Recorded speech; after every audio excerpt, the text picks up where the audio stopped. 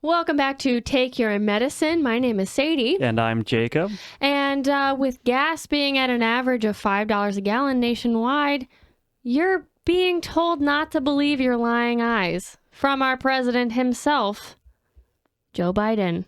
Tired of trickle-down economics. It doesn't work. My plans will produce the strongest, fastest, most widespread economic recovery America has ever experienced, with record jobs, new record small businesses, and wages rising. It's the foundation for an economy that works for working families. Because of that foundation, we're better positioned than any country in the world to overcome global inflation that we're seeing and reach a new chapter of stable and steady growth. So let's come together and focus on what matters. Let's build on the extraordinary progress we've made. Let's continue to build this economy from the bottom up and the middle out. When that happens, everybody does well, including the very wealthy. So first of all, he was just like flipping papers while he was reading the teleprompter. He's just like, he's doing flipping the papers. And he said trickle-down economics doesn't work. But apparently trickle up is supposed to? Except with the way that gas prices are, we're seeing that trickle-down actually does work. And when it doesn't work well, it negatively affects everybody. Yeah. And I don't know what to say other than like, how is it possible to spin this hard? You know what I mean? Like, he's just like, oh, we've built a really good situation and we're like, you know, we're well positioned to beat the global inflation. It's like, we caused the global inflation. Like, it's insane, the claims that this administration makes, because it is exactly opposite of actions that they take specifically.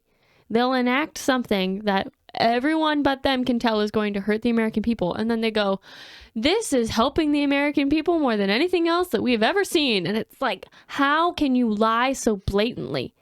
Is it that you know you're lying? Is it that you don't understand that your policies are not working? What is the disconnect there? And how is it that you can get away with lying?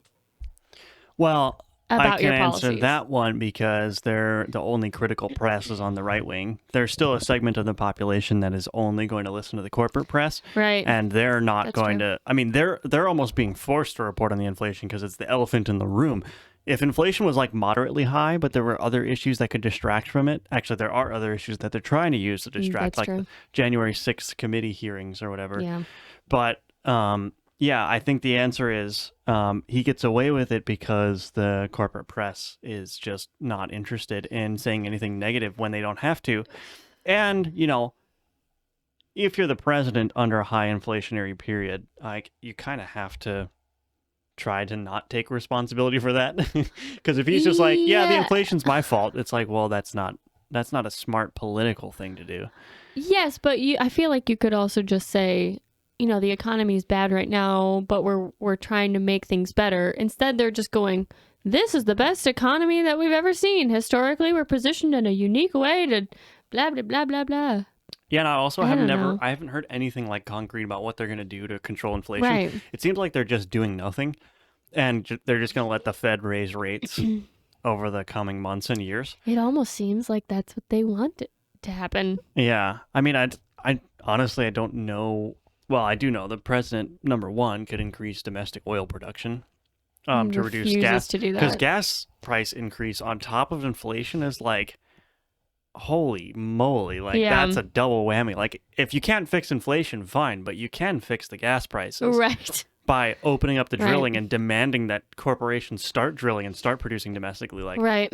if you need to, you know, prevent some oil from getting exported so that it stays in the United States, then do that. Right. But do something. Don't just like do nothing and say, you know, it's going to get better. Right. And I don't think I've said this on the podcast yet, but I wrote an article on Medium where I mentioned this about the rising gas prices. But I understand if you're a president and you're running on a platform of climate change, like wanting to stop climate change, even though I don't really buy any of that. If that's the platform that you're running on, I disagree with you, but fine.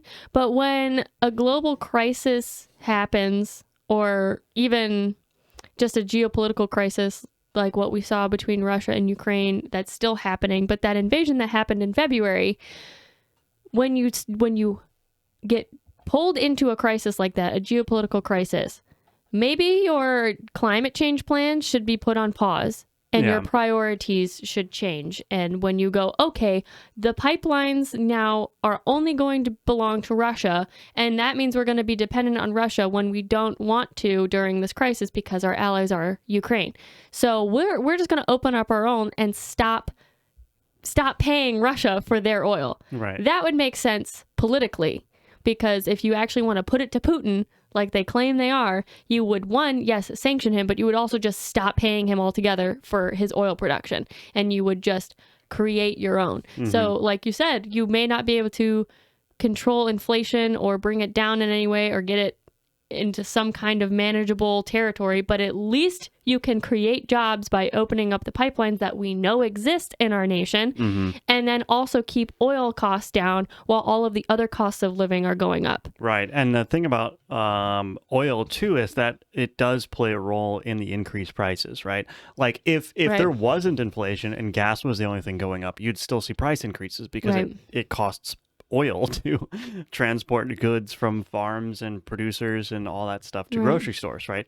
So even the oil price alone would cause price increases most likely if they were sustained increases in oil prices. But Yeah. so it's like, yeah, it's, I don't know how controllable inflation is, but yeah, you should be definitely doing something. And I think to your point, yeah, being, even if you did have a climate change platform, it doesn't help to be like a firm ideologue in a dynamic global environment, right? Right. Because like you at rigidly adhering to your principles on the global stage can put you in a detrimental spot like we are now. Right. And Biden doesn't even have like an explicitly like climate change platform. But No.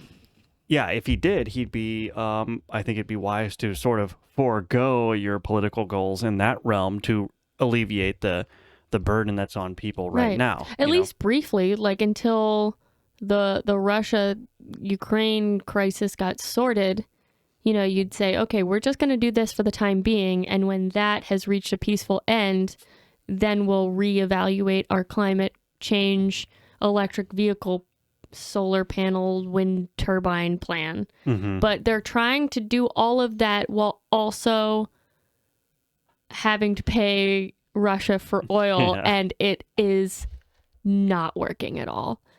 I got 22 gallons of gas the other day for $125. Wow, It was painful. that's ridiculous. That's too much money. And I know there are many people who are spending more than that on gas. Like if they have a truck and they live somewhere where it's $7 a gallon, it's like, you might as well just quit your job because you can't even afford to get there. Yeah. It's ridiculous. Yeah. So I guess moving on from that, I mentioned this January 6th committee that's happening Yeah. right now. And I've been seeing, I'm picking on Cassandra McDonald, formerly Cassandra Fairbanks, right? Oh, yeah. I believe she's the editor-in-chief of Timcast News, but not sure on that. Anyway, I've been seeing this on the right a lot. Like the right needs to be doing what the Democrats are doing, except opposite, right? So the right should be the ones doing a January 6th committee, except we should be getting to the bottom of the FBI involvement. And I wanted to talk about this because I understand that sentiment, but I don't think that we can employ the same tactics as the Democrats because it's an asymmetric war that we're fighting. And I'm Right. going to get into that a little bit more, but here's the tweet just to show everyone. So this is from Cassandra. I don't know if it's A or N. Cassandra or Cassandra. Just depends on how pretentious you're playing it. She says, if Republicans were smart, they could have done what the Dems are doing with January 6th, but over the far more deadly and damaging BLM riots that they encouraged. So advocating that we use the same tactics for our own political ends. And I understand the sentiment. And in an equal landscape, I think that would be good advice, but it's not an equal landscape. We're fighting in like an asymmetric cultural battle. You're right. And the asymmetry is that the Democrats have the support of the entire corporate press apparatus. And just corporate capital corporate capital, big tech, all of those things. So they have all of those units essentially on their side. So yeah, you could spend your resources doing something like that, and it wouldn't even get mentioned anywhere except in right-wing Twitter circles and independent news outlets.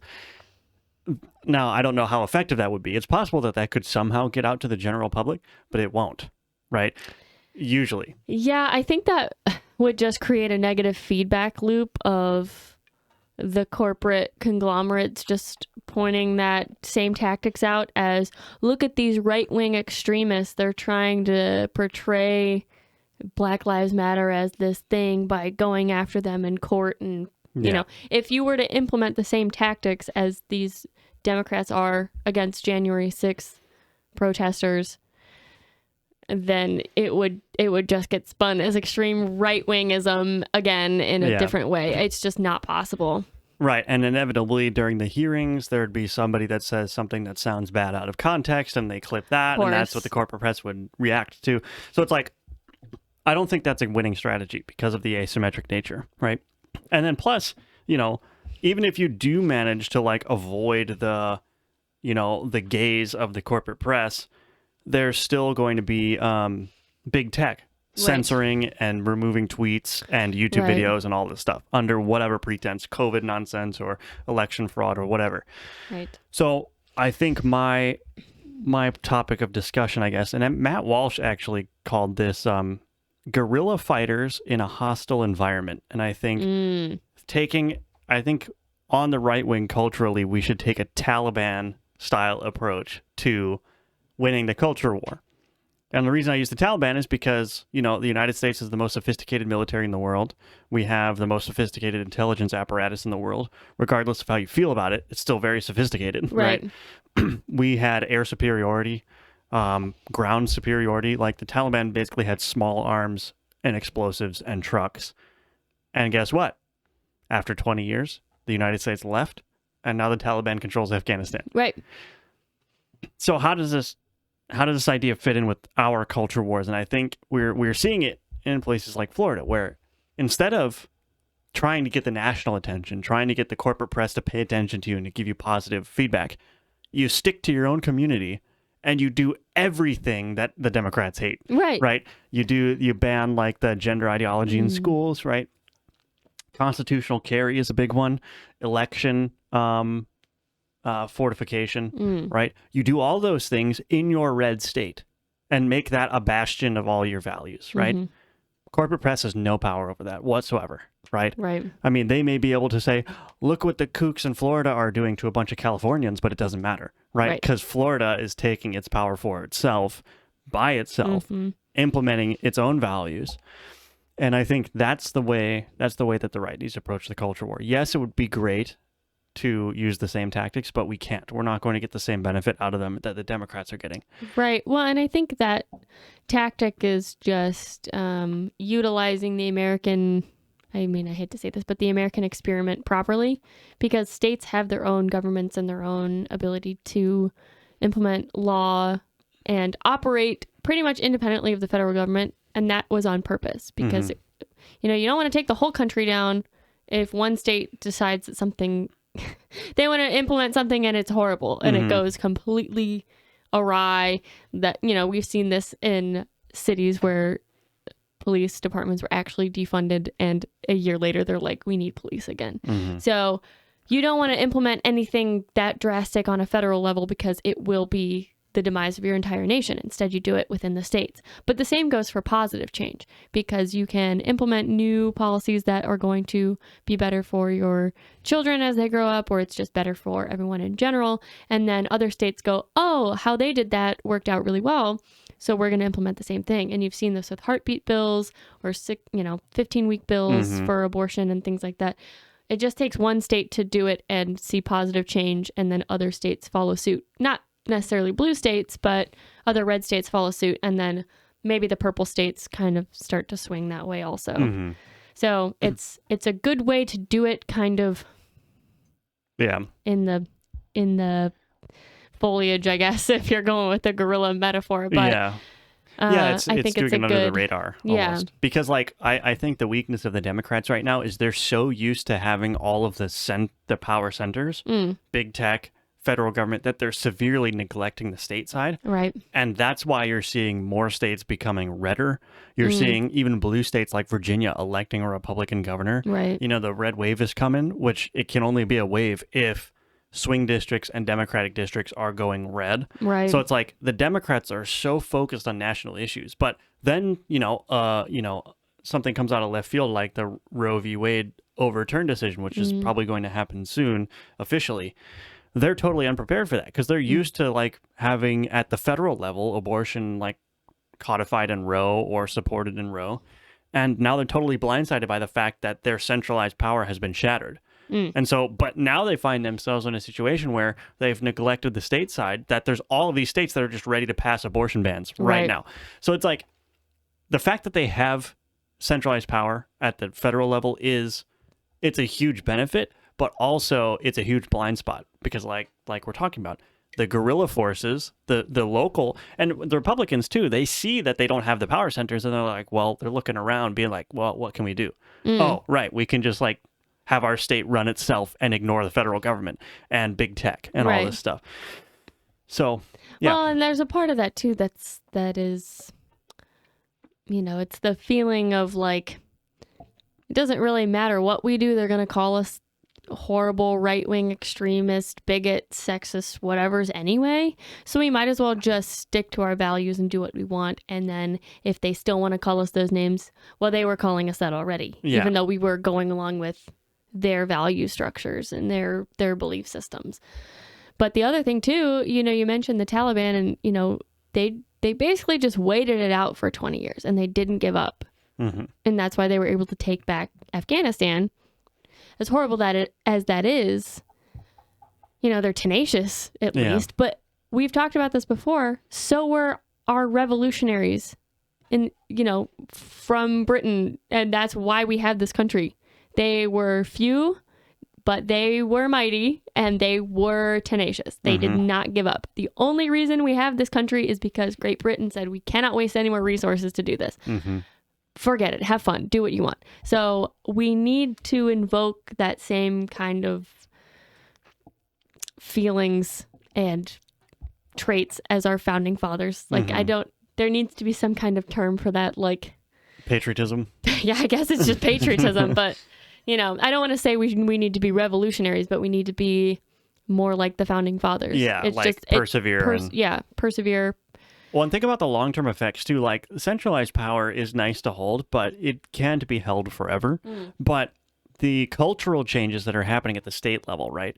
Like, okay, the country's still divided now, but imagine you have all of these red states that have constitutional carry and abortion bans, for example, for 50 years, right?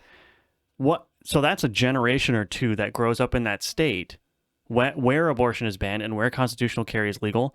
That's more people that are growing up in a culture where they're just like, oh yeah, abortion should be illegal and guns are fine. There's no big deal to more people having guns.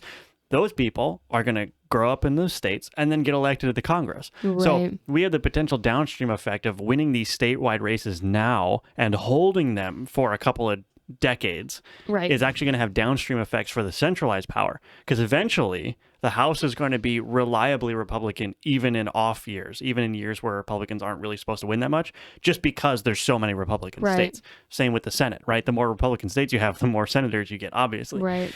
And that's actually where the real Republican power is, because the small states have equal power to the larger states. But just imagining the generational downstream effects this has by just capturing the states now, implementing your values, codifying those into law, and then holding that for a couple decades.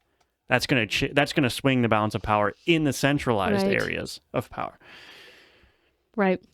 But we can make this statement and we know that that's how we're going to win, but everyone keeps saying, well, you just need to keep playing like the Democrats. But we know that's not going to happen.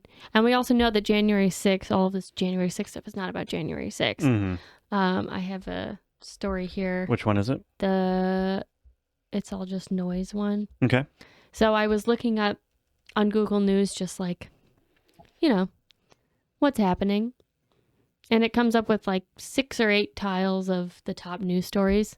This was the only one that was not about January 6th. Wow. And this is more important, I think, than January 6th. Yep. And this headline from Fox News, of course, reads Biden administration overrules Trump policy on Palestinians. I don't know what the story is, so let me try to recall from Sure. my memory.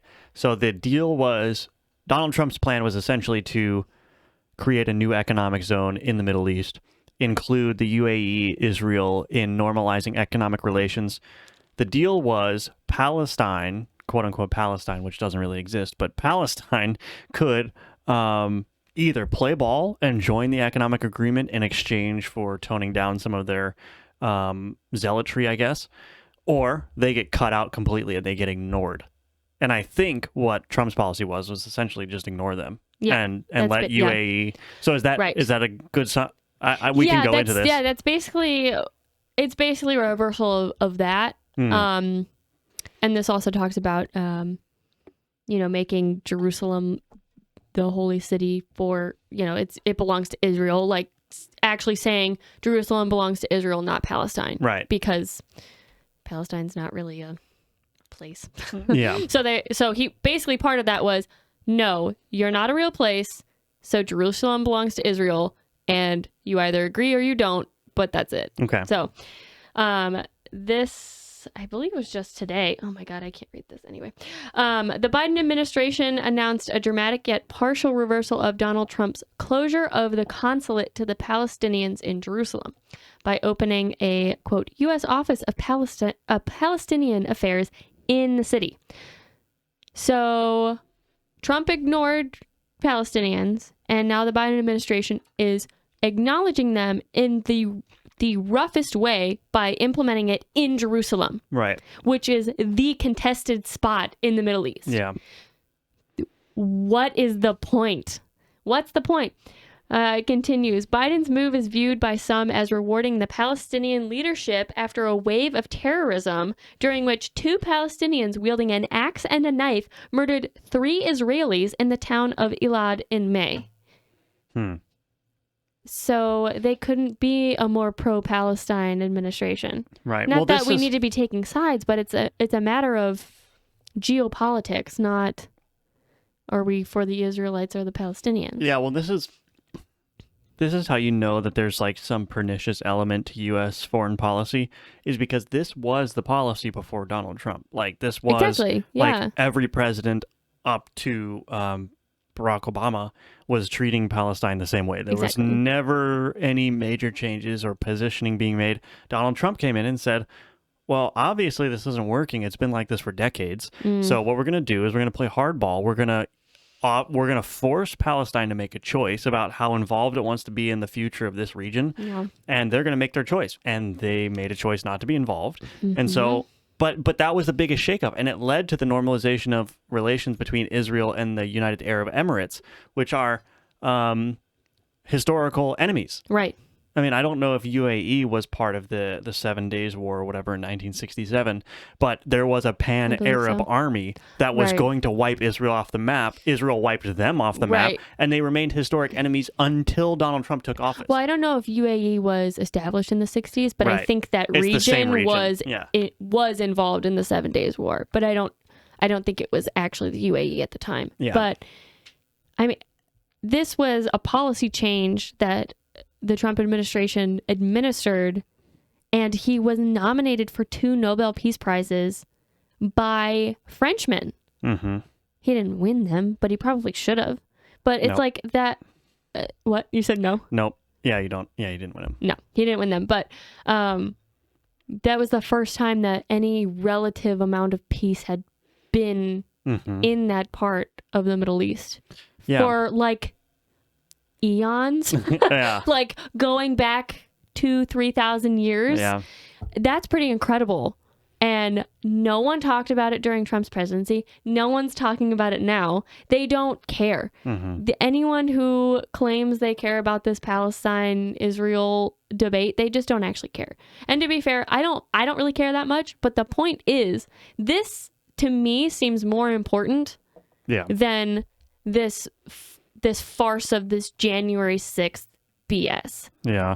The problem, I don't want to deviate too far from this story, but the problem that I think that just exists is that Americans, there's a lot of hardworking Americans, they literally don't have the time and energy to pay attention to politics. And so Right. the stuff coming from the Democrats is basically just engineered to be soundbite, dramatic. Like they just want to make you watch it like it's an event, right?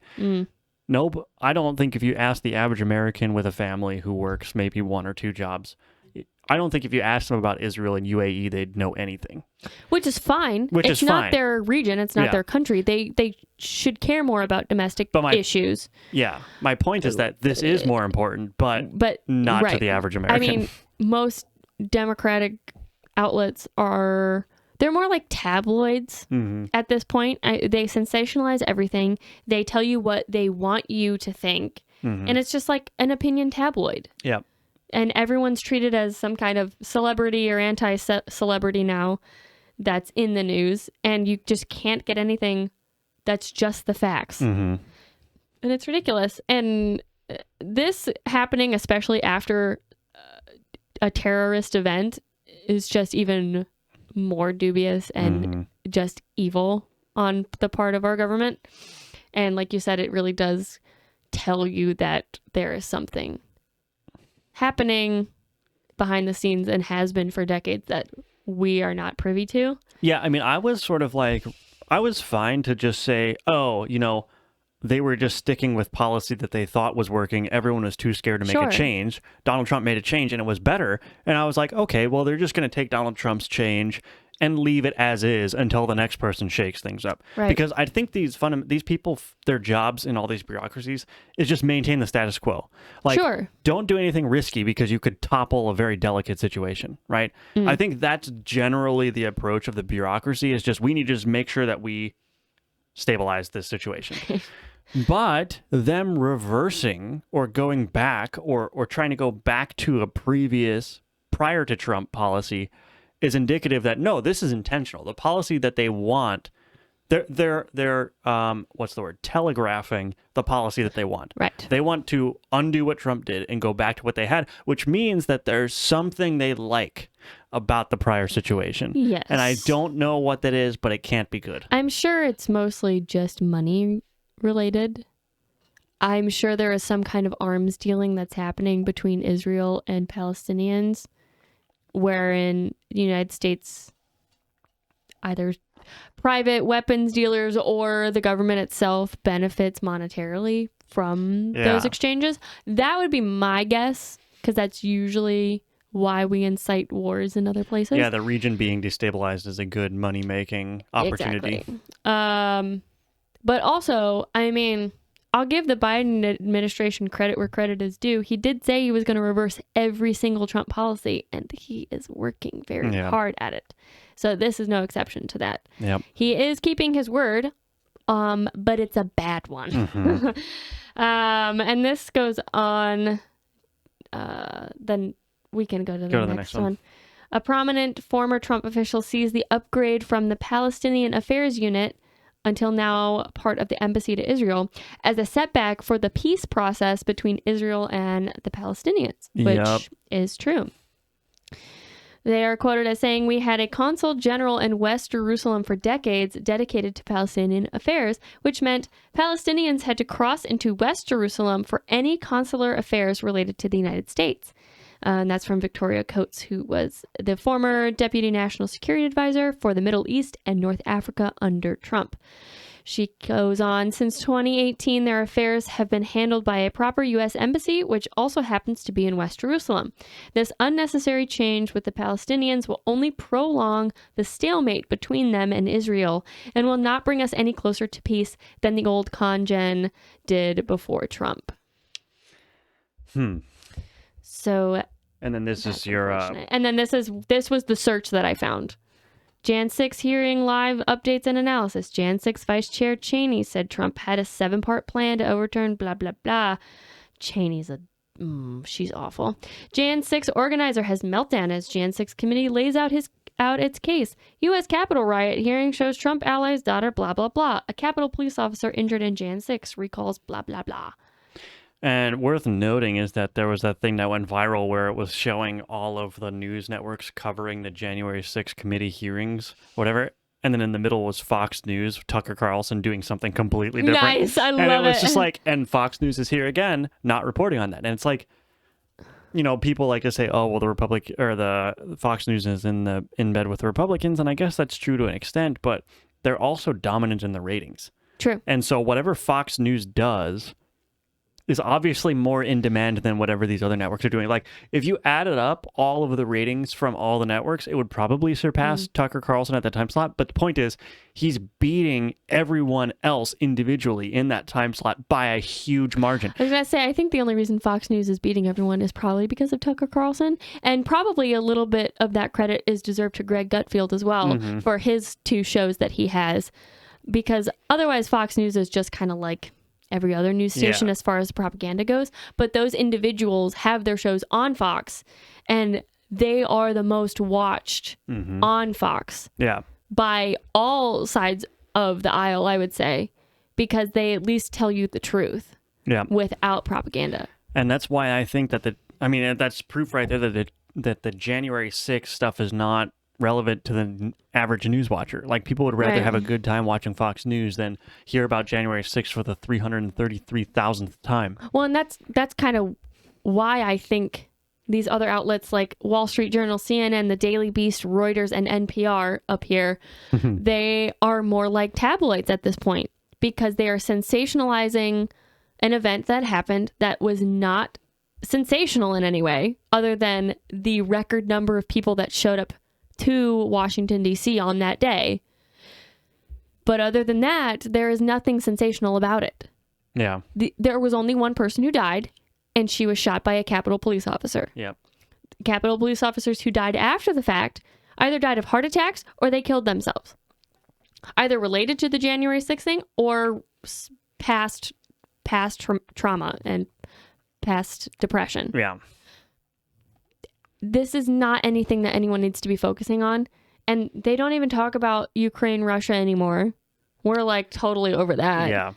And now this just happened. They're just trying to slip that right under all of this January 6th stuff because they don't want everyone to know that conflict is about to erupt again in the Middle East because that's exactly what's going to happen with this reversal of policy. Yeah. I don't know. It's like, it's so malicious it is. and it's intentional and it's sickening. It feels like we got like 4 steps forward with Trump and Yeah. now we're almost 4 steps backwards again. And it's like, We're getting closer to 6 at this point, I think. Yeah, it's we're so disheartening. regressive at this point. It's ridiculous. but this just to circle back, Pisaki, circle back to our Circle to back. our earlier points. It's like, this is why we need to cement the culture at the state level, because the federal government is pretty much just out of control. Even a Trump-like figure is not going to be able to wrangle that beast effectively. Right. It's just not going to happen. So cement your values at the state level, constitutional carry, get your communities armed, maximal exercise of freedom of speech, all that good stuff. All of that at the state level. And then hopefully, as a downstream effect, the federal government will change up to and including foreign policy and all the rest. Yeah. I mean, you hope, but at this point, you really just need to put your money and your faith into your state and local governments because that's where you're going to see things that you want happen actually occur. Mm-hmm. And then, like you said, it'll hopefully be a trickle-up effect into the federal government. But trying to focus on federal change is a little bit ridiculous at this point Yep, because they just do whatever they want. they do. Unfortunately, they've forgotten who they work for. But also, us, their employers, are not doing anything about it. So Right. I mean, it's nice to say, hey, you work for us, but at the end of the day, who's got the power? It's the goons in the government, right? So it's like, right. it's a nice thought, but it's not in practice. I don't. Yeah, basically. Should we talk about the Second Amendment? Oh, I love talking about the Second Amendment. Okay, so I saw this stupid article in course. The Atlantic. This is by Thomas P. Crocker, who writes a crock of shit. He writes, don't forget... Crocker shit. Yeah. He writes, I mean, I'm assuming his gender. Don't forget the first half of the Second Amendment. The amendment doesn't prohibit gun regulations, it demands them. So here's the traditional misinterpretation of the phrase, a well-regulated militia. I read that subheading wrong the first time. What'd you think it said? I thought it said, because I don't have my glasses on, I thought it said something like, the amendment doesn't prohibit gun ownership or something like it changed the word in my brain. It demands them, and so I was like, yeah, but now that I see that that's very wrong. Yeah, so this it's the opposite. This author is about to argue that the Second Amendment calls for strict gun regulation. Right. So Okay. let's go ahead and see. So I split this up a little bit across the article. It's kind of lengthy, but so he writes, to listen to the gun lobby, the Second Amendment provides an absolute constitutional right for an individual to own an array of armaments and ammunition free from regulation by the state. These advocates select from the amendment's text only what supports their individual freedom view. Pause there. This guy's selecting from the text only what supports his regulation I was view. going to say, that's pretty So he's doing double standard of you, isn't it? He's doing the exact same thing. But he goes on to say... Projecting. Yep. And he goes on to say, but they ignore entirely the imperative that precedes, the framing device of the whole thing, to protect the security of a free state.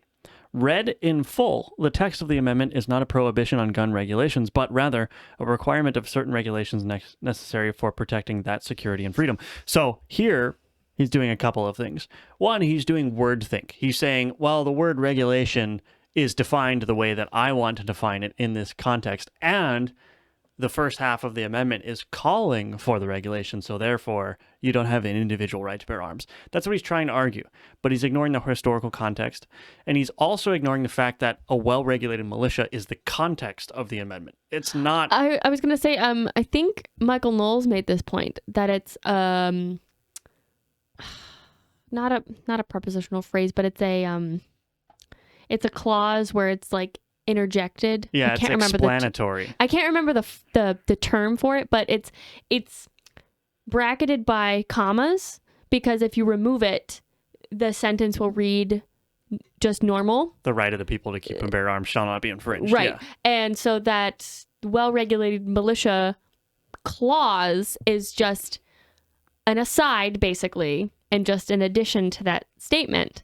And so he's saying it's the first half, but it's really not the first half, because you should actually be removing that clause if you're going to be analyzing first and second half of the amendment.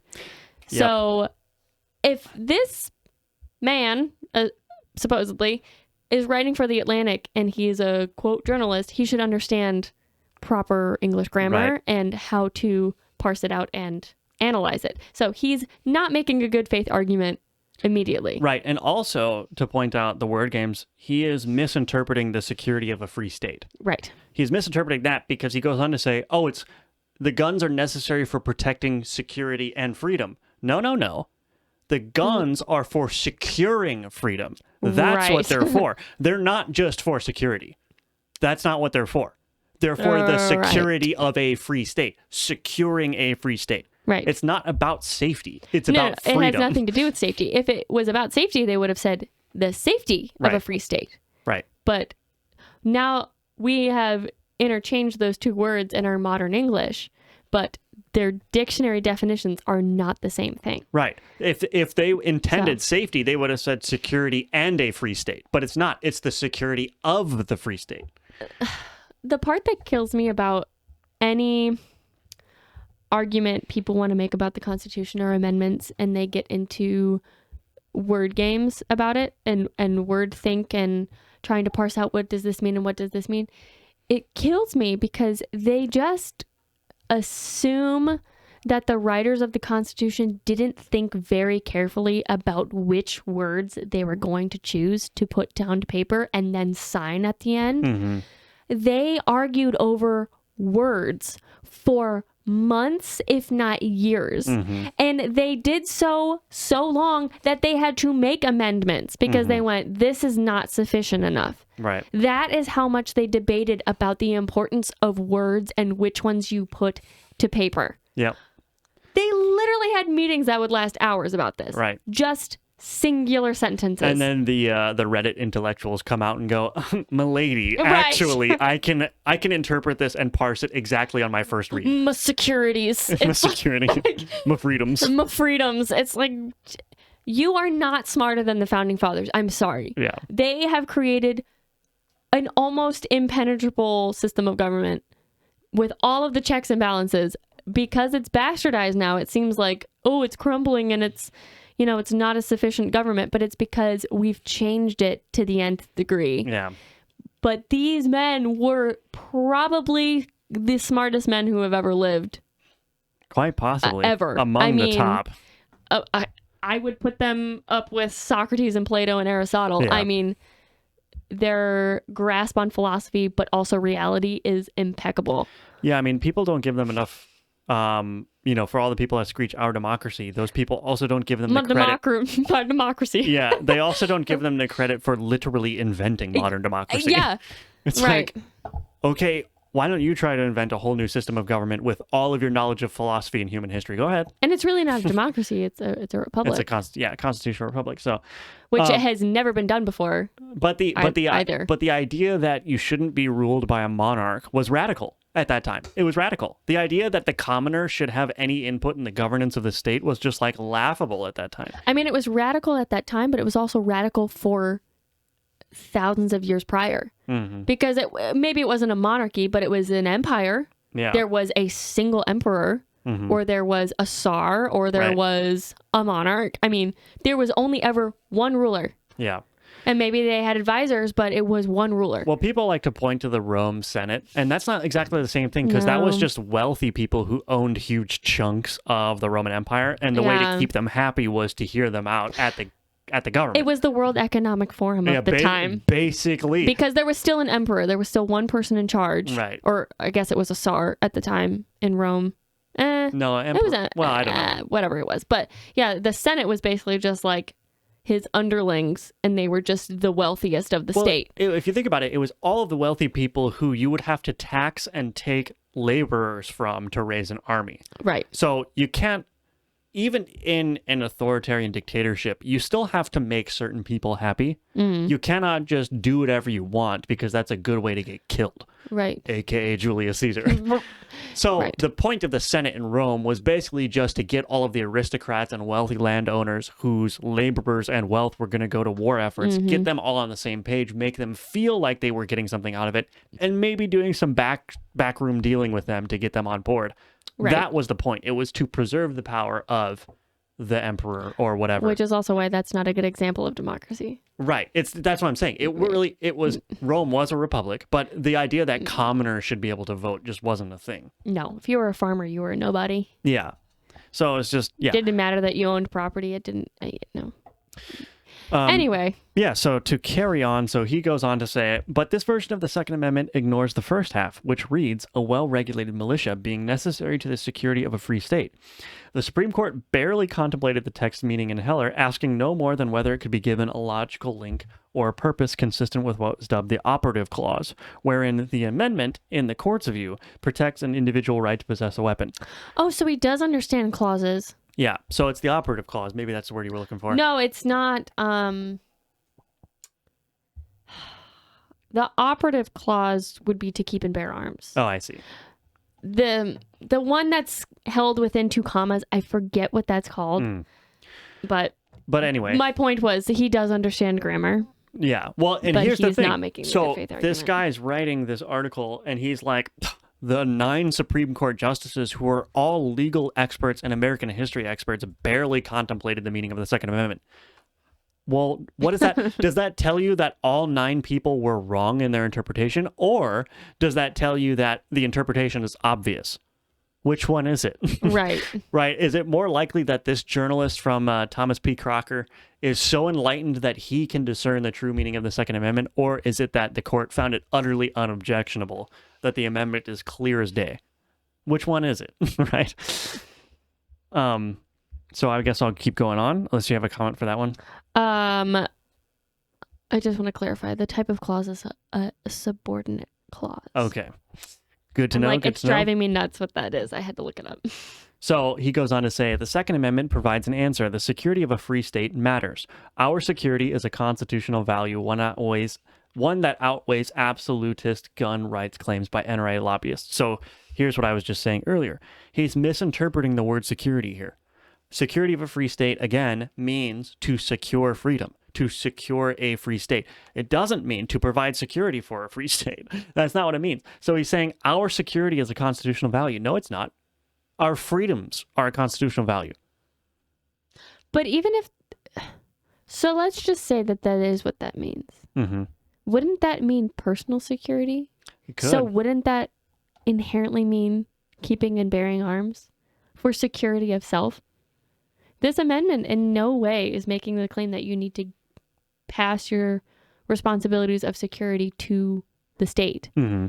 Even if you're trying to parse it out this way as security being safety, you're trying to conflate the two terms. That still works to the main clause, which is to keep and bear arms, shall not be infringed. Right. Because you're talking about personal safety. You cannot give up your safety to the state. Right. It's not possible. You have always been responsible for your own safety, and you will always be responsible for your own safety. So even though he's making this bad faith argument, even if we go along with it, he's still wrong. Yeah. He still made an incorrect assessment of the amendment. Right. Yeah, that's true. You could read security as personal security, and then the amendment still works as we interpret it. And then he's still a dumbass. Right. So So he goes on to say, it outweighs, so our security is a constitutional value that outweighs the absolutist gun rights claims by NRA lobbyists or oath keepers and other insurrectionists. So he's just using language with negative connotation to smear this whole issue. Of course. This phrase doesn't need to be here. Or other insurrectionist groups who hold their access to weapons dear for use in the imagined anti-tyranny quest. Funny thing about that was the weapons that the founders and the freedom fighters had in the American Revolution were an anti-tyranny quest. That was the point. I love that he says an imagined anti-tyranny request. Please travel with me, if you will, Okay. back to 2020 Oh, yeah. when we weren't allowed to go anywhere Yeah. and we had to put diapers on our faces. And we were told for a time that we were going to be forced to have medical treatments done. And then we would have to have passports that said we had said medical treatments done just to enter places that were public. That's tyranny.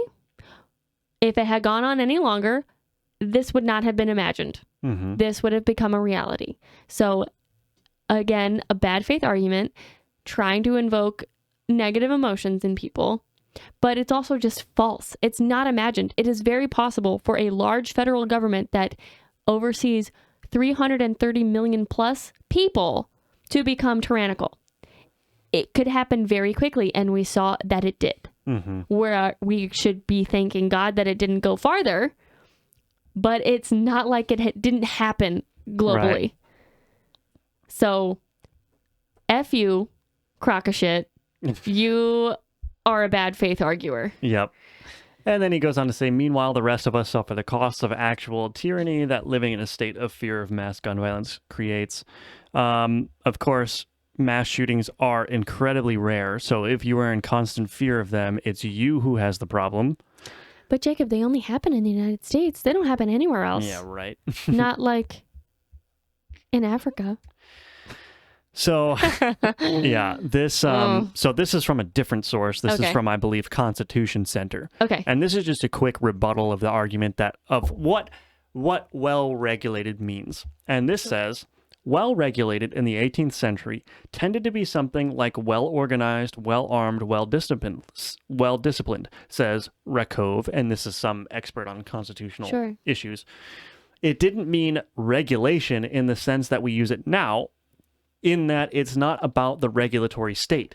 There's been nuance there. It means the militia was in an effective shape to fight. So given that clarification, what better state to have the militia in than to already own arms? So Right. as soon as a threat comes up, you can just call them out and they're there, You're right. right? No, I'm glad they put that into words, because I guess that is a clarification that I would have taken for granted, because that's kind of what I always assumed it meant, because it's regulation is similar. It has similar roots to the word regiment or regimentation. And when you think of a military, you think of like a regiment, like you follow all the same things on the same schedule, and you're all in lockstep basically. And so I guess I just knew that that's what that meant, because it was talking about in the context of a militia. And so you kind of can put two and two together. Maybe you can't. I mean, clearly a lot of people can't, but you put two and two together and you go, oh yeah, well regulated just means that they are trained and able and equipped. Right. Yeah. It doesn't, I guess I just never interpreted regulation to be like laws and prohibitions and things like that. I just always assumed it had to deal with training of a militia. Yeah. And I have 3 points here too to this well-regulated point. So if they meant regulated in the sense of regulation, they could have written restrictions into the Second Amendment itself. They had bigger guns at that time. They had cannons at that time. They could have said, for instance, you know, oh, a militia is important and militia arms need to be stored in a central location in the town. Or individuals are not allowed to own anything larger than a personal arm. Right. They could have put any of that into the Constitution. They didn't. Surely they were thinking about it. Surely there was a debate about what kinds of arms they were covering, but they didn't. They probably, or maybe they weren't thinking about it because they saw how effective the American militia was when it was armed against the British tyranny. So maybe they were just thinking, let the citizens own everything. Yeah. But, yeah. No, go ahead. I was going to say they actually saw war and saw the worst of the worst. So they probably weren't thinking about specifications. They were probably just like, whatever you got, because they knew what it took to defeat an army. Yeah. The second issue with the liberal interpretation of the Second Amendment is, why is the gun control argument only happening now? Because it's midterms. No, but I mean, like in the modern era. Oh. Why is it like why is it that whenever you watch a Western, the sheriff never goes, you got a permit for that thing? You know what I mean? And the reason is because the idea that the Second Amendment protected the individual right to bear arms was understood from the get-go. The reason why there wasn't ever major gun regulation discussions ever at the federal level until like the 20th century was because it was understood that you couldn't do that, that it was an individual right to bear arms. What was the first introduction into firearm regulation? Was it Columbine? I'm sure there had been laws before that, certainly, but I'm talking about like the large scale, like assault weapons ban. The assault weapons ban happened after Columbine. Oh, okay. Or during Columbine. I'm just trying to figure out which event would have been the catalyst for all of this. It's probably Columbine. It was probably Columbine, because that was the largest school shooting that has ever happened in history. It's not the first school shooting, that should be made clear, but the largest and the most casualties were at Columbine. And because it was in the age of modern technology, it was also very sensationalized, and but it'd be interesting to see who was the first legislator to bring forth laws like this. Like maybe it was in the 70s, but I doubt it, because high schoolers were taking guns to school in the 70s. So that's my point. Like if well-regulated meant like laws, then there would have been a slew of all kinds of restrictive laws after the passing or the ratification of the Constitution, and that didn't happen. Right. Why? Because it was understood that it was an individual right. So you have to look at the historical context too, right? And furthermore, what use is a militia if you're just going to prevent them from owning guns? Like, okay, so you're going to store all the guns in a central location in the town. So if an emergency strikes, you have to call everyone up. You have to go to the storehouse, hand out all the guns that have been sitting there for years unmaintained, right? And then they're supposed to be in fighting shape. That doesn't make any sense, because that was not the experience of the American Revolution. The experience of the experience of the American Revolution was, hey, any farmers, any able-bodied man with a musket, get out here and we're going to fight the British. They already had the arms were already in the hands of the civilians, so it made sense just to ask them to fight, right? So it's like no matter how you slice it, historically or grammatically, the liberal interpretation of well-regulated does not work, no matter what direction you analyze it from. It's so fascinating, because this culture change of being fearful of owning a personal weapon, or even your neighbors owning a personal weapon, it has to be within the last 30 or 40 years. I feel like it is within recent history because, like I said, kids in the 70s and 80s took guns to school. I mean, there are movies from the 80s about high schoolers and like some kid has a gun at the school, but nobody's like, oh my God, he's going to shoot us. It's just you were allowed to. So at some point between then and now, a massive cultural change has happened where people are fearful of even seeing bullets, not anywhere near a gun. So I'm pretty sure the fear mongering is just because of all the sensationalized media coverage of horrific mass shooting events. But what a drastic change from just 40 years ago. Well, it goes back to what we were talking about earlier again. It's like when the Democrats control the power centers, they're going to cover mass shootings more and they're going to cover them more negatively. And that's why we need states to do constitutional carry so that new generations that are being raised can see that being raised in a responsible gun ownership environment is not a big deal at all. Right. Well, and it's interesting. I guess I don't necessarily need to point this out, but it's the same party that is calling for defunding of the police that is telling you that you cannot protect yourself and you need to rely on the police. Well, which one is it? Are the police going to be there for you, or are they dirty, rotten bastards and you can't trust them at all? Yeah. Is the federal government rampantly oppressing minorities? You want the government to take guns away from them? It's this. Leftists are not known for their logical capabilities. They're known for their manipulative capabilities. Well, they're very good at the emotional argument, but they fail to be consistent in their arguments. Right, because they don't need to be consistent, because when you're just leveraging emotion all the time, you can just say whatever sounds bad. And a lot of emotions are irrational. Yeah. You cannot tell me why you laugh at a joke. You cannot tell me why you think something is funny. All you know is that you do. Something in you instinctively thinks it's funny, but you cannot tell me exactly why. Yeah. You just or can't. like getting pissed off when like you missed a spot on the dish that you were cleaning and you're like, damn it. It's emotions are not rational. Emotions are not rational and they have no logic to them. Yeah. But that's what makes us uniquely human. But when you run the whole nation and all of the corporations, it is evil to always prey on people's irrational emotions. Yeah. You have this one called "We Are Making Our Children Sad." Should we watch this one?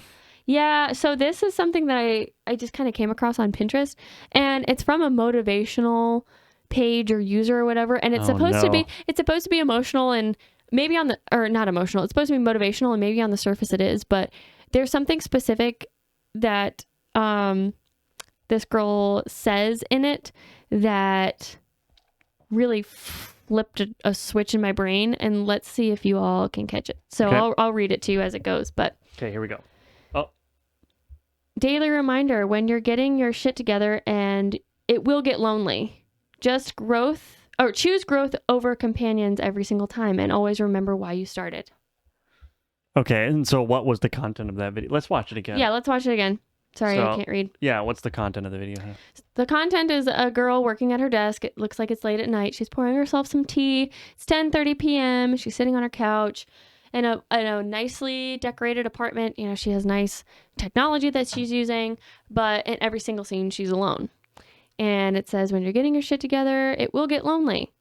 Choose growth over company every single time. And always remember why you started. Okay.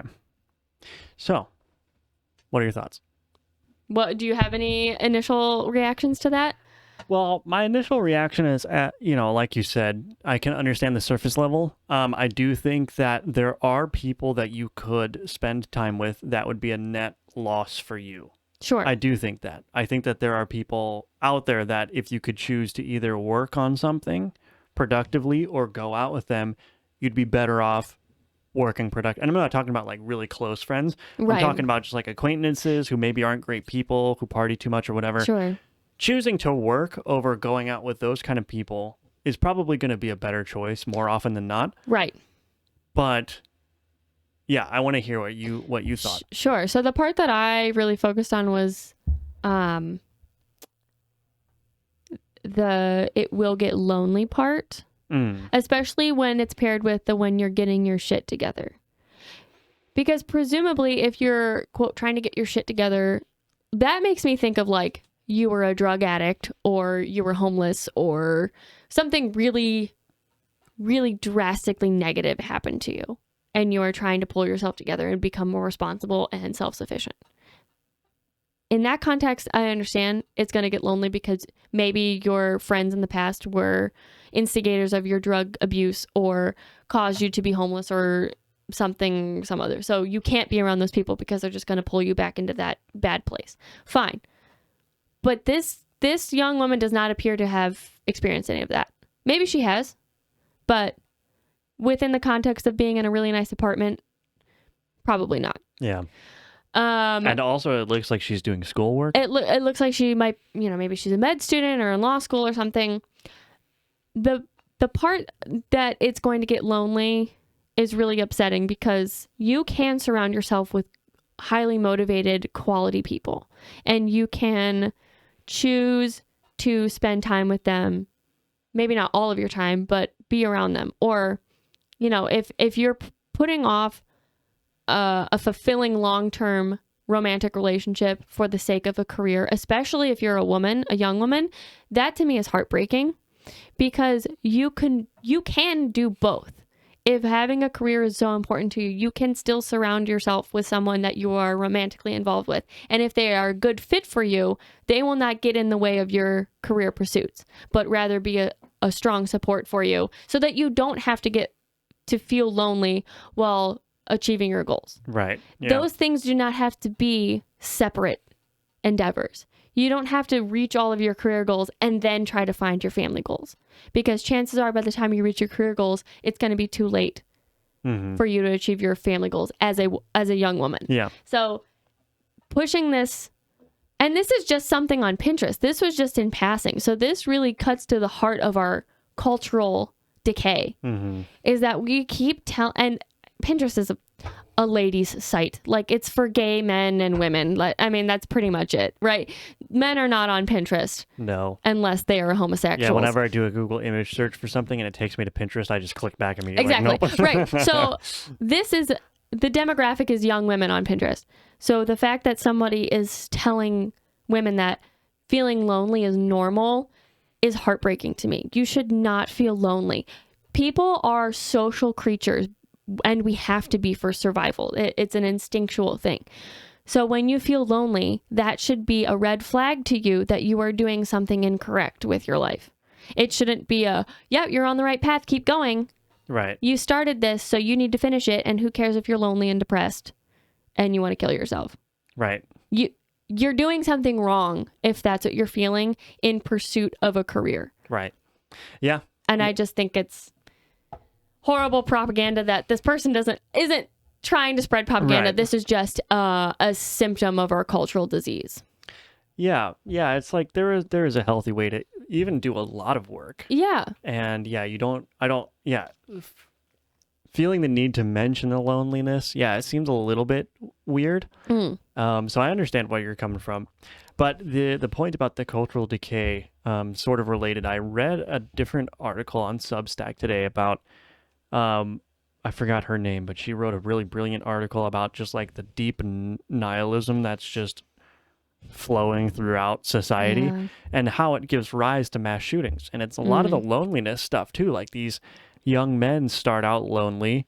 They go to places on the internet where they engage in dark humor, and that in and of itself is not really that big of a problem. But when you combine that with the loneliness, when you combine that with them being outcasts, when you combine that with them just being misfits generally, that starts a long downward descent where they increasingly see less and less value in life and society until they hit rock bottom and say, well, this is all just pointless. Like, life itself is pain. And so I'm just going to go and shoot up a school. Like, and it's really compelling because there are obvious signs of this at the surface level. Like, you can see the elements of our cultural sickness exemplified here, but in other elements. But those are just like the outcroppings of the dark undercurrent of nihilism that's just seeping every element of society. Like, everything's shallow and vapid and, designed for quick, engaging, like, very shallowly engaging experiences, and our food sucks, and like everything is just terrible, and it's creating all kinds of problems. Well, and it's so interesting that you mentioned like shallow and vapid experiences, because Pinterest is a place of, aesthetics. It's a place you go for visual bathrooms. pleasure, right? To figure out how to do a bathroom. It's for visual pleasure. It is for aesthetic pleasure, but we know that aesthetic pleasure is not real. Like no one's life is perfectly aesthetic, right? Like you may have rooms in your house that are very beautiful, or a piece of artwork that's very beautiful, but your life as a whole is not an aesthetic piece of artwork, right? So this video is even exactly pointing to the vapidness and shallowness that you mentioned and that you read about in that Substack article, because she's showing you like her perfectly made up apartment, and she's carefully pouring tea like it's ASMR, and she's showing you her Mac with the big block time letters, and it's all supposed to be very aesthetically pleasing while she's talking about being lonely. So it's the lonely aesthetic, it's the sad aesthetic, right? And that's supposed to be motivational, but it's just empty. It's vapid. We're trying to find meaning in purely aesthetic things. Right. And that in itself is a sickness. Like if you live on TikTok and Pinterest and Instagram and all you see is things that are curated to be completely beautiful. You see beautiful people in beautiful environments doing the dance or whatever perfectly. And that's everything's so calculated and engineered to be aesthetically pleasing. Everything. Right. And even people who aren't like influencers or whatever, every post that they put out there, they want it to be so aesthetically beautiful that other people go, wow, I wish I could do that. Everyone wants to have that feeling of like, I want other people to be like me. But then underneath, there's nothing to be like. And imagine how sad of a, like, it's you just think about it for a little bit. It's so devoid of meaning. Like these people, especially prominent influencers, they spend every waking moment of their life trying to get everything just visually perfect. Got to get the TikTok perfect. It's like, what do they do in between the TikToks that they make? Are they miserable messes because they're just trying to focus on how to make every aspect of their lives perfect for the camera? Right. It's like, I mean, it's like no different than a Hollywood celebrity, but I think that sort of disease has moved into the influencer genre with the rise of social media, but it's the same deal. It's like the Hollywood sickness. It's just like, yeah, it looks good and you might have a lot of followers, but is your life meaningful beyond that? Like, right. Well, and I think the rise of this social media aesthetic beauty thing, while we want to see beautiful things, it's created a sickness like we've been talking about. And I think that's led to a complete rejection of taking pictures at all. Like I do not take pictures of things. Except for cats. And I don't even take pictures of my cats that much unless people are like, I want to see a picture of your cat. Right. And I'm like, oh shit, I haven't taken one in months and they're so much bigger now, But I will go to a place that is beautiful, like a national park or a beach or something like that. And I will actively decide to not take a picture of that place because I don't want my memory of it to be, I was looking at my phone screen while taking a picture of it. And there are very few things that look as beautiful on a camera as they do with your own eyes. It's almost impossible to capture the same beauty that you experience with your eyes. And so I'd rather just absorb it for as long as I can in my memory and get it all in, then take a quick snapshot and keep walking. Well, I think part of that too is that it's okay to appreciate aesthetic things, but are you doing it for your own pleasure or are you doing it to impress other people? Right. Because it's like, That's true. To do what you're doing is to do that for yourself, to just appreciate the natural beauty around you. Right. That's different than somebody saying, oh, I have to pose just right in front of this natural thing so that I get all my likes on Instagram. Right. It's like, yeah, those people, are they really appreciating the natural, or are they just using it as a set piece for something that's just ultimately meaningless, Well, and I'm sure there's a healthy in between. Like, I don't know that what I do is the most healthy thing. Like, I'm sure it would probably be nice if I just took my camera out every once in a while so that I could have that reminder of that memory later on. But I do think that what I do is an exact reaction to Yeah. the vapidness. And I don't think I'm the only person that is like that either. And it does depend on how you're engaging with it, right? Like if Sure. you're a hobbyist photographer and you just Oh, yeah. and you're just seeking out beautiful places just to capture them. And you're not trying to build a social media following, or you're just trying to sell something, right? You're just doing it for the love of Right. photography. But That's you- probably very meaningful. But even you see photographers like this, and they walk around and their eyes are up and they're looking at everything, Right. and then they stop and go, "Oh my gosh, that's so beautiful," Right.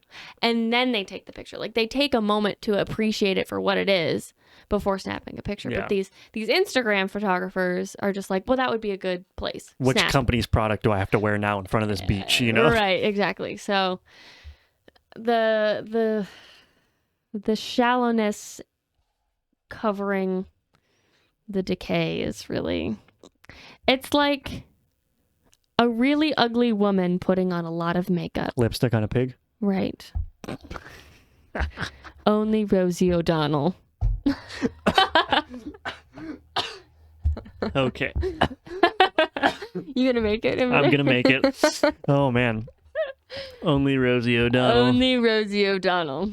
Yeah, you do see, like, you increasingly, you don't really have to scratch very far at the surface of American culture to find the rotten under. Yeah. It's just like, it's more like a shambling corpse with lipstick on. It's a zombie. Yeah, exactly. It's like you really, like, initial impressions are like, wow, everything's highly produced and it looks fine. And you just engage with it for a little bit and you're like, wow, there's something really wrong here. Yeah. But anyway, do you want to do this last story? How selfish and Yes. self-centered Talking about decay. and vanity. So this is from the Post Millennial, and it's international news because it comes from India. The headline reads: Doctor plans to transplant womb into transgender woman to enhance feelings of femininity. Wonderful. Wonderful. So, it's just that slope just keeps being slippery. Have we reached the bottom yet? Nope. Just We ain't reached the bottom until we end up in hell, except all of the demons are clowns. well, I think we're there. Clown world deserves clown hell. Anyway, a doctor is planning to perform a womb transplant into a biological male in an attempt to enable the transgender identified male to carry a child. The surgeon, Dr. Narendra Kaushik of New Delhi, intends to use a donated womb of a woman who is either living or dead, reported the Mirror. Kaushik operates out of Olmec, which is touted as, quote, the premier transgender surgery institute, end quote, and was certified by the International Board of Medicine and Surgery in Oldsmar, Florida. Kaushik defended the plan, saying that, quote, every transgender woman wants to be as female as possible, and that includes being a mother. The way towards this is with a uterine transplant, end quote, which Kaushik described as, quote, the same as a kidney or other transplant. First of all, no. How does that... Wait. Okay, the problem with kidney and other transplants is that the organ still has all the connections that are necessary, right? You just replace the organ and then connect it up all. Men do not have all the connections necessary to a womb. Right. Also, I just want to make the point that if a woman is having her uterus removed, it's diseased. Unless she's dead. From something else. Right, but then it would have to be a very young dead woman, That's true.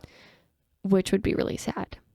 And also, when you volunteer to be an organ donor, that's not exactly what they mean. Because even women that have uterine issues and have hysterectomies, they don't get replacements. Right. You just remove it because it's not a vital organ. So organ donation does not mean any organ. It means a vital organ, like your skin, your heart, your eyes, your stomach, your kidneys, your liver. A womb, while it is important to female reproduction and hormone regulation, is not a vital organ. You can live without it. Yeah. It's sad, but I feel like there is some ethical issues with using an organ donor for her uterus. Well, I mean, and this, especially in this context, right? It's like, You're right. I can understand taking a uterus from a cadaver and giving it to a young woman who may have lost her uterus for other reasons, right? Right. But she's still, young enough to have a child. Right. So you transplant it. But the other problem too is that usually with a hysterectomy, you have you have your uterus removed, but you also have your ovaries removed because it's usually the whole system that is diseased. I see. So if you are needing a uterine transplant, you would also have to have the ovaries transplanted to you, but that is not your genetics. That is Right. somebody else's eggs, Yeah. which, I mean, maybe we don't care about that anymore because we do surrogacy and we do egg donations, but something about that seems creepier. Yeah. And also, how are you going? Men's bodies are not meant to have this extra organ. Yeah. So where are you going to put it? I You don't would know. have to rip everything up just to put it in there. And then where are you going to attach everything back to? Yeah. I have no clue. And not also, to mention all of the infections that could happen, the sepsis that could occur. This is This not seems good. unethical on so many levels. Not just Yeah. you're taking a woman's parts and putting it into a man, but just logistically.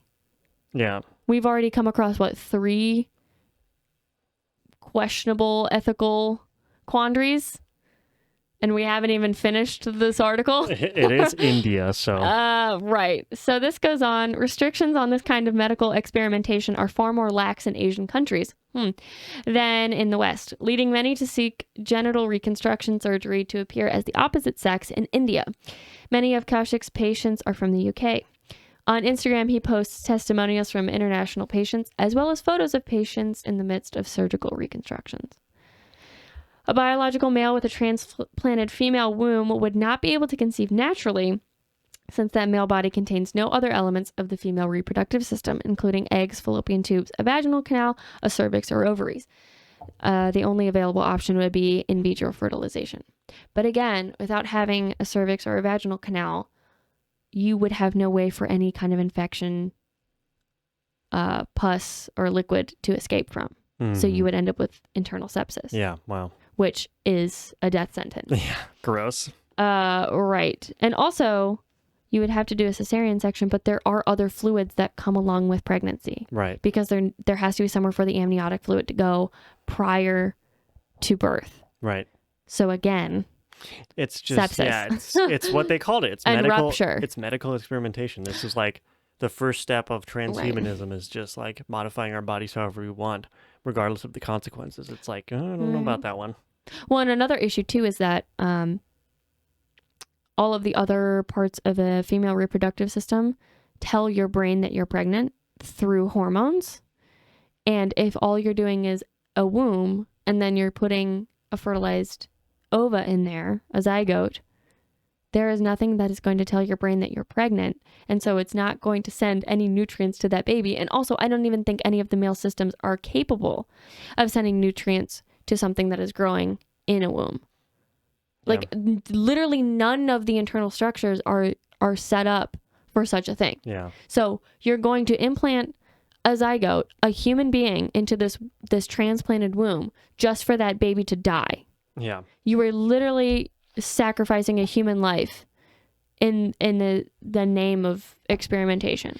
Yeah, and even if the baby does survive for a bit, guaranteed the rate of miscarriage is going to be absurdly high. Right. So it's like, And if it's a small enough child that it can self-abort, usually they try to go through the birth canal. There isn't one. right. And Yeah, then this if is not it's a larger child that miscarries, then you still have to have a cesarean section Right. to remove it. Gross. There's just so many things that are Yeah. like, has this doctor thought of any of these things? Because it doesn't seem like it. Nope. Anyway, there have been no successful pregnancies among males in the history of the world. Yet, quote, "This is the future," said Kaushik. "We cannot predict exactly when this will happen, but it will happen very soon. We have our plans and we are very, very optimistic about this."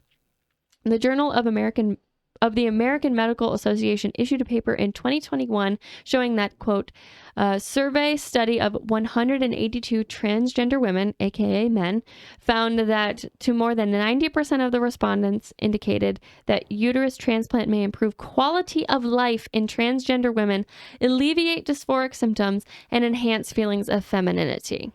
Press F to doubt. I'm sorry. Nothing that has been done to date for gender dysphoric people has helped to alleviate feelings of dysphoria. Mm-hmm. Not a damn thing. It's because it's a mental problem. The hormones don't work. The surgeries don't work. Most of them end up more depressed than they started, and a lot of them kill themselves. Yeah. The only people that come out of their feelings of dysphoria are the ones who detransition. Yeah, because it's a mental issue.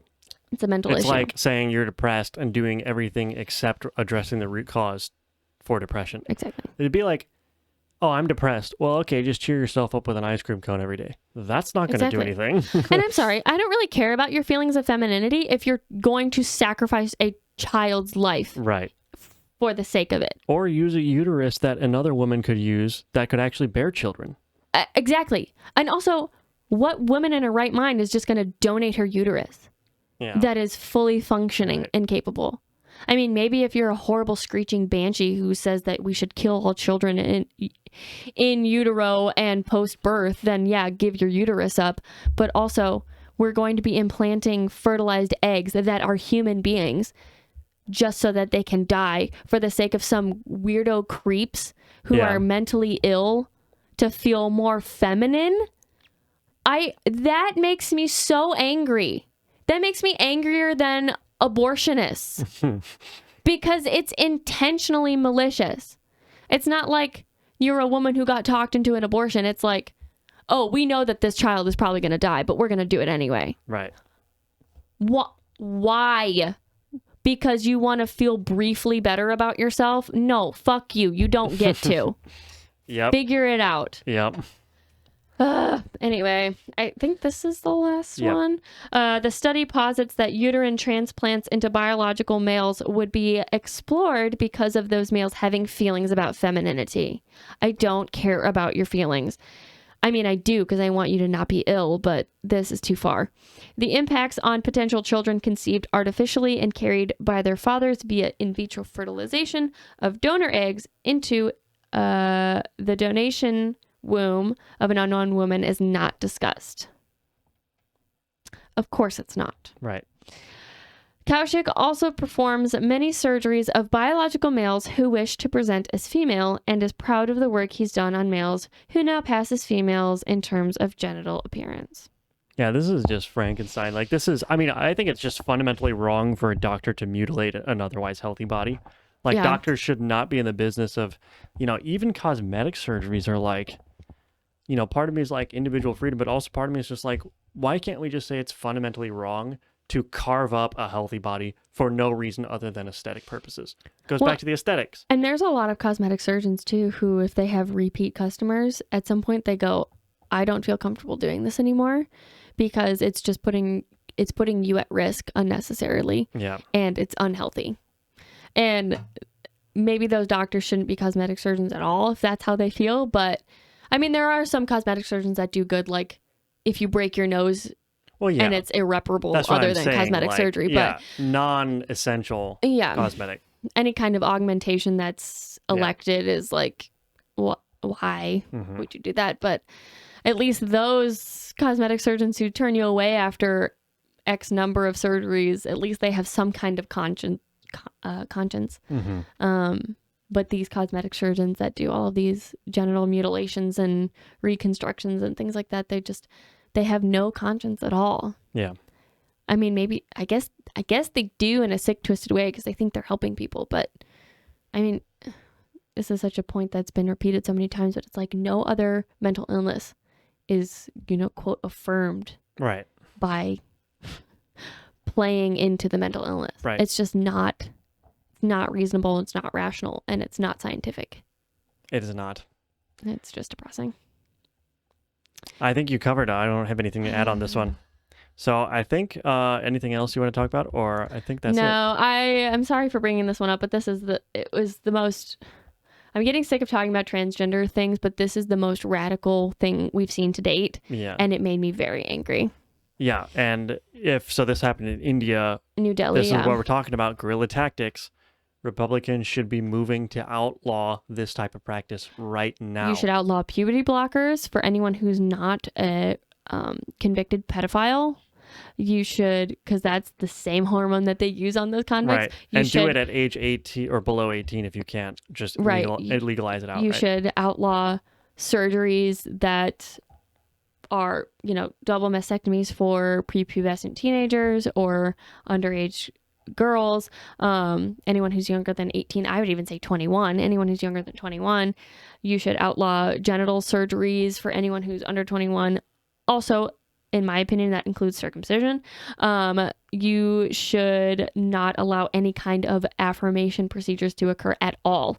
You should be outlawing that for psychiatrists, for psychologists, for medical doctors, for pediatricians, for everybody who cares for your child. Teachers, guidance counselors, principals, superintendents, Yep. priests, pastors, because some of them are kooks too. Yep. It should be outlawed.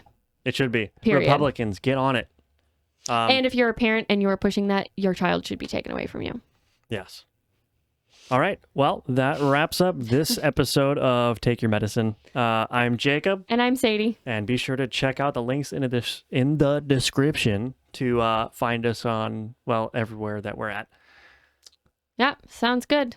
Be sure to misgender your neighbor.